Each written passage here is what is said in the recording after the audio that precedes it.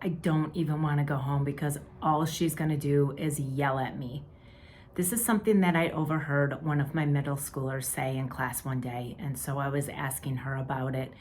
And she was just telling me that there was something going on that she knew she was in trouble for, and she just didn't even want to face her mom because all she was going to do is yell, because that's all she ever does is yell at her.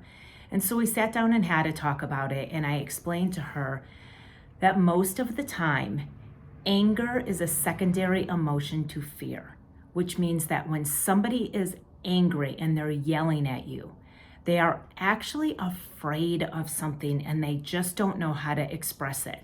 They don't know how to process necessarily that emotion in a way that comes out like, hey, actually, I'm just kind of afraid of what this path might lead for you if you continue to do these things. Instead, like you guys know, you've probably all experienced it. I know I have a million times as a mom, especially.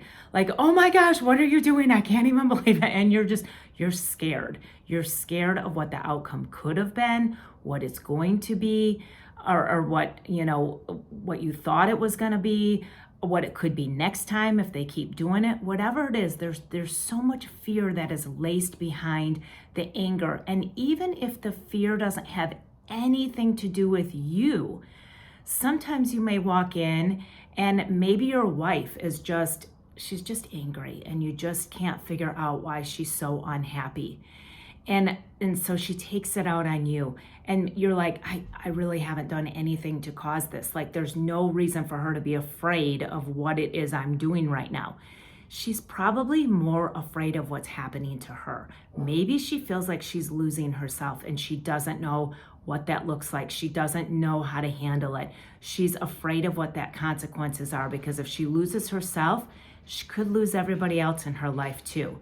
That's her thought process anyway. So she's afraid of what might be going on or what could be coming. And so she doesn't know how to handle that, and it comes out in anger instead. So the next time you are either feeling angry yourself, stop and ask yourself, okay, what is this that I'm actually afraid of instead? And let's address that instead of doing the anger thing first.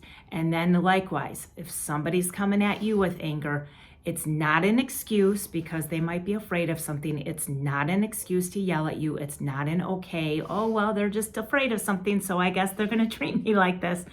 That's not what this is about. This is about calming down and then saying, let's get to the bottom of this. What is it that might actually be scaring you instead that is causing this type of reaction?